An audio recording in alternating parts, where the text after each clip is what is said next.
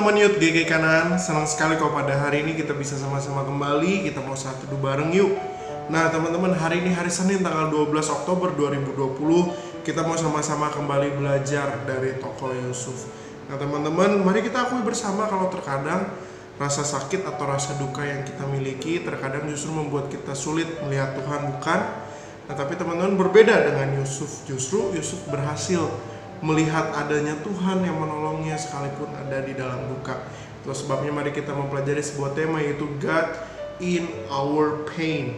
Mari kita sama-sama membuka Alkitab kita dari Kejadian pasal yang ke-45 ayat yang pertama hingga ayat yang ke-15. Kejadian pasal yang ke-45 ayat yang pertama hingga ayat yang ke-15. Demikian bunyi firman Tuhan. Ketika itu Yusuf tidak dapat menahan hatinya lagi di depan semua orang yang berdiri di dekatnya.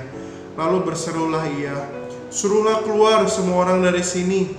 Maka tidak ada seorang pun yang tinggal di situ bersama-sama Yusuf ketika ia memperkenalkan dirinya kepada saudara-saudaranya. Setelah itu menangislah ia keras-keras sehingga kedengaran kepada orang Mesir dan kepada seisi istana Firaun. Dan Yusuf berkata kepada saudara-saudaranya, "Akulah Yusuf, masih hidupkah Bapak?" Tetapi saudara-saudaranya tidak dapat menjawabnya sebab mereka takut dan gemetar menghadapi dia. Lalu kata Yusuf kepada saudara-saudaranya itu, "Marilah dekat-dekat." Maka mendekatlah mereka. Katanya lagi, "Akulah Yusuf, saudaramu yang kamu jual ke Mesir.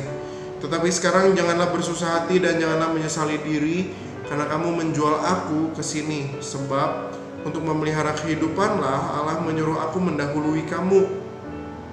Karena telah 2 tahun ada kelaparan dalam negeri ini, dan selama 5 tahun lagi orang tidak akan membajak atau menuai. Maka Allah telah menyuruh aku mendahului kamu dan menjamin kelanjutan keturunanmu di bumi ini untuk memelihara hidupmu, sehingga sebagian besar daripadamu tertolong. Jadi bukanlah kamu yang menyuruh aku ke sini, tetapi Allah. Dialah yang telah menempatkan aku sebagai bapa bagi Firaun dan tuan atas seluruh istananya, dan sebagai kuasa atas seluruh tanah Mesir.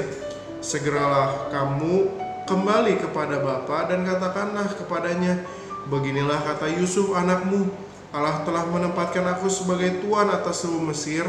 Datanglah mendapatkan aku, janganlah tunggu-tunggu. Engkau akan tinggal di tanah Goshen dan akan dekat kepadaku. Engkau serta anak cucumu, kambing domba dan lembu sapimu, dan segala milikmu. Di sanalah aku memelihara engkau, sebab kelaparan ini masih ada 5 tahun lagi, supaya engkau jangan jatuh miskin bersama seisi rumahmu, dan semua orang yang ikut serta dengan engkau. Dan kamu telah melihat dengan mata sendiri, dan saudaraku Benyamin juga, bahwa mulutku sendiri mengatakannya kepadamu. Sebab itu ceritakanlah kepada Bapa segala kemuliaanku di Mesir ini, dan segala yang telah kamu lihat, kemudian segeralah bawa Bapa kemari." Lalu dipeluknya lah leher Benyamin adiknya itu, dan menangislah ia, dan menangis pula lah Benyamin pada bahu Yusuf. Yusuf mencium semua saudaranya itu dengan mesra, dan ia menangis sambil memeluk mereka. Sesudah itu barulah saudara-saudaranya bercakap-cakap dengan dia. Nah teman-teman, perikop yang baru kita baca ini adalah kisah yang sangat indah dan sangat mengharukan. Sekarang saatnya bagi Yusuf untuk Yusuf memperkenalkan diri kepada saudara-saudaranya. Nah menarik sekali teman-teman, ketika Yusuf memperkenalkan diri kepada saudara-saudaranya, Yusuf ini benar-benar tidak menunjukkan kemarahan sedikit pun kepada saudara-saudaranya. Nah kalau kita menempatkan diri jadi saudara-saudaranya Yusuf, mungkin kita takut dan gemetar. Yusuf akan mengungkit-ungkit dan kemudian menghukum mereka, bukan? Tetapi tidak dengan Yusuf, teman-teman.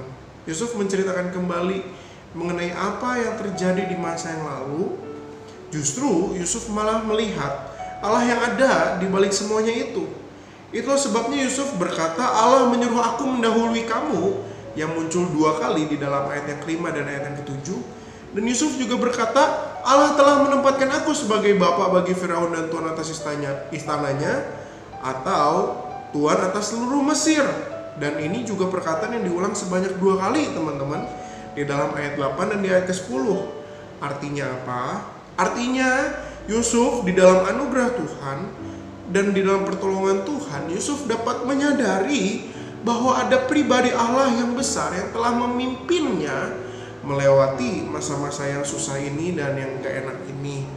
Menariknya teman-teman, Yusuf ini sama sekali tidak menunjukkan kepada kita mengenai rasa sakit hati atau luka batin yang dia alami, teman-teman.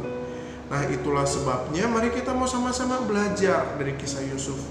Mungkin kita memiliki masa lalu yang sulit, atau mungkin sekarang kita lagi sulit, teman-teman.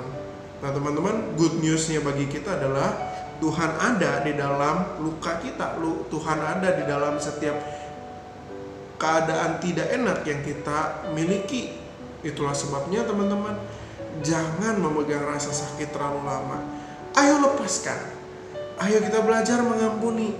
Ayo belajar mau terbuka sehingga kita bisa dipulihkan oleh Tuhan dan dapat melihat Tuhan di dalam luka kita. Tuhan Yesus memberkati setiap kita. Amin. Masa hari ini kita belajar untuk mengampuni, melupakan kesalahan atau apapun rasa sakit hati yang pernah kita alami. Melupakan rasa sakit hati itu memang merupakan suatu hal yang sulit, dan tentunya di antara kita pernah mengalami hal itu atau di antara kita masih struggling terhadap hal itu. Nah, teman-teman harus percaya ketika Tuhan berani menghadirkan rasa sakit itu dalam hidup kamu, itu artinya Tuhan percaya penuh bahwa kamu bisa melewatinya. Dan juga ketika Tuhan menghadirkan rasa sakit itu artinya Tuhan sedang berproses dalam hidup kamu, sedang membentuk kamu menjadi pribadi yang lebih tangguh lagi, dan Tuhan juga punya maksud dan tujuan tertentu di balik semuanya itu. Dan yang teman-teman harus ingat, Tuhan itu selalu hadir dalam setiap segi musim kehidupan teman-teman. Sekalipun saat ini teman-teman berada dalam musim terburuk pun, Tuhan itu hadir. Kenapa? Karena Tuhan sangat mengasihi teman-teman.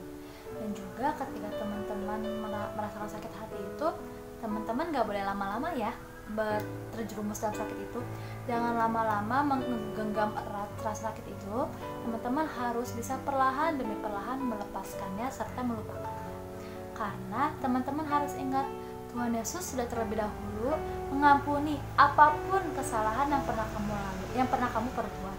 Untuk itu kamu juga harus belajar untuk melupakan, memaafkan, mengampuni kesalahan orang lain. Dan ketika teman-teman sudah memutuskan untuk mengampuni kesalahan orang lain, teman-teman juga jangan lupa untuk membawanya dalam doa, dan sehingga ketika teman-teman berproses dalam sebuah pengampunan, teman-teman bisa melaluinya dengan baik, dan teman-teman tidak lagi kembali terfikirkan terhadap masalah-masalah buruk, masalah-masalah apapun itu yang terkait rasa sakit hati yang pernah teman-teman alami.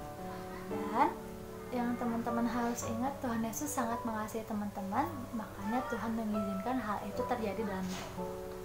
Untuk menutup satu doa hari ini, aku mengajak teman-teman kita bersatu dalam doa. Mari kita berdoa. Selamat pagi Bapa, selamat pagi Yesus, selamat pagi Roh Kudus. Puji dan syukur ya Bapa, kami panjatkan kehadirat-Mu. Terima kasih ya Bapa untuk malam indah yang Engkau berikan kepada kami. Kami bisa beristirahat dengan nyenyak, tertidur dengan puas, sehingga pagi hari yang indah ini kami bisa terbangun dengan tubuh yang sehat tanpa suatu kekurangan apapun ya Bapa. Bapa, terima kasih untuk firman Tuhan yang telah kami dengarkan hari ini Bapa. Biarlah firman Tuhan hari ini Bapa berguna bagi kami, bisa bertumbuh dan berbuah dalam setiap segi kehidupan kami Bapa. Bapa juga biarlah melalui firman Tuhan hari ini Bapa, kami bisa belajar ya Bapa untuk bisa segera mengampuni, melupakan kesalahan yang pernah orang lain lakukan kepada kami, ataupun juga kami bisa melupakan apapun rasa sakit hati yang membuat hidup kami sulit ya Bapa. Bapa, kami percaya Bapa, apapun yang terjadi pada hidup kami saat ini Bapa, itu semua atas izin Engkau, dan itu memiliki maksud yang baik bagi kehidupan kami ke depannya ya Bapa. Bapa, sekarang kami ingin mengakhiri satu doa kami pada pagi hari ini, dan kami akan sebentar melanjutkan aktivitas kami selanjutnya. Kiranya kami memohon penyertaan-Mu Bapa, kiranya kami bisa melewati segala aktivitas kami seharian penuh ini. Biarlah apapun yang kami lakukan, apapun yang kami kerjakan ya Bapa, biarlah itu semua sesuai dengan kehendak-Mu, biarlah itu juga bisa menyenangkan hati-Mu saja ya Bapa. Terima kasih ya Bapa. Dalam nama Tuhan Yesus kami berdoa dan mengucap syukur. Amin. Nah, bagi teman-teman yang punya pergumulan, pertanyaan, boleh teman-teman DM ke Instagram Youth KKI Kanaan. Dan jangan lupa juga ya, setiap hari Minggu teman-teman saksikan podcast kita di Spotify, karena di sana banyak banget materi-materi menarik yang terkait dengan kehidupan sehari-hari teman-teman juga gitu loh.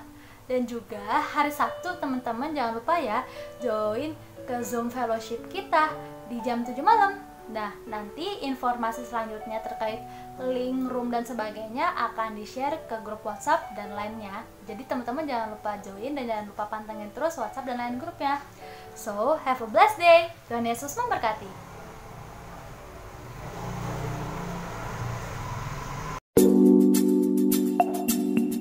Selamat datang di obrolan santuy anak milenial.